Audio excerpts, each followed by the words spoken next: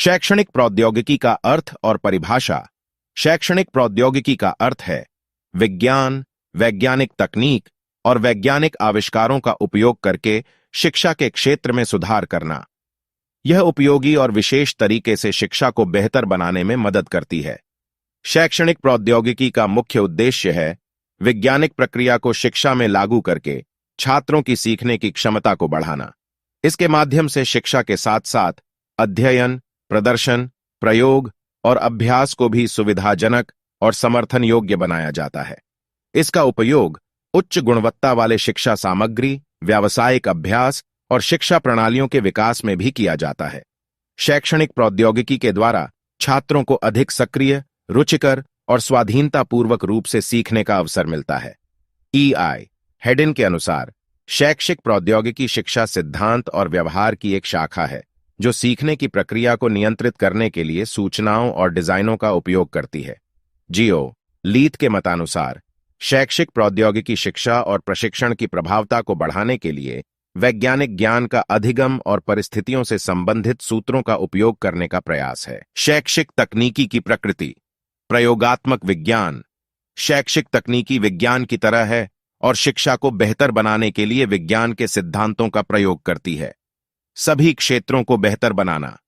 शैक्षिक तकनीकी सभी क्षेत्रों में शिक्षा को बेहतर बनाने का प्रयास करती है, जैसे कि शिक्षा प्रशासन, स्कूल संगठन, कक्षा प्रबंधन, शिक्षण, प्रशिक्षण, मूल्यांकन, शिक्षक व्यवहार और छात्र व्यवहार।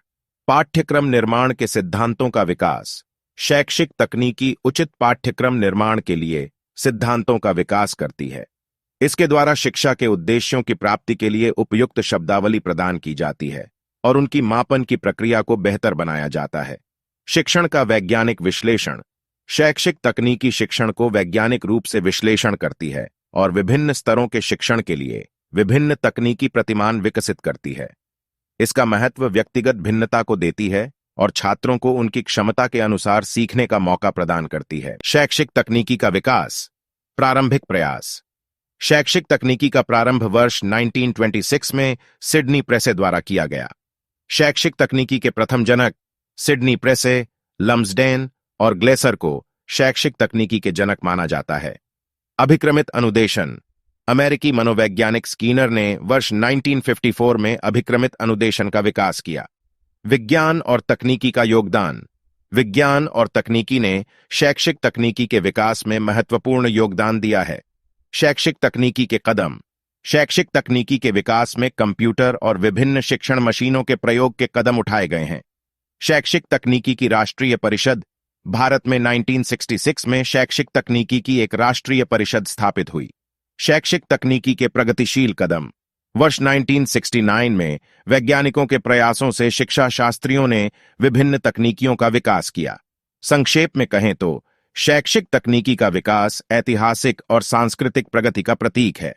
शिक्षा मशीनों से शुरुआत होकर कंप्यूटरों तक के संचालन सिद्धांतों ने शिक्षा के क्षेत्र में अनेक बदलाव लाए हैं।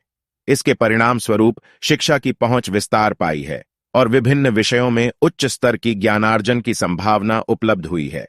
यहां तक कि शिक्षा के संदर्भ में नई यूनिवर्सल उपकरणों और सामग्रियों का विकास हुआ है, जिसने छात्रों के अध्ययन को सुगम और रोचक बना दिया है। शैक्षिक तकनीकी के द्वारा शिक्षा का दरवाजा आम लोगों के लिए भी खुला हुआ है और आधुनिक समाज के साथ उच्चतर शिक्षा के स्तर को उठाने में सहायता प्रदान कर रही है। इस प्रक्रिया में भविष्य में और भी उन्नत और अद्यतन शिक्षा तकनीकी की उम्मीद है, जो छात्रों को बेहतर और संबलित भविष्य की ओर अग्रसर करेगी।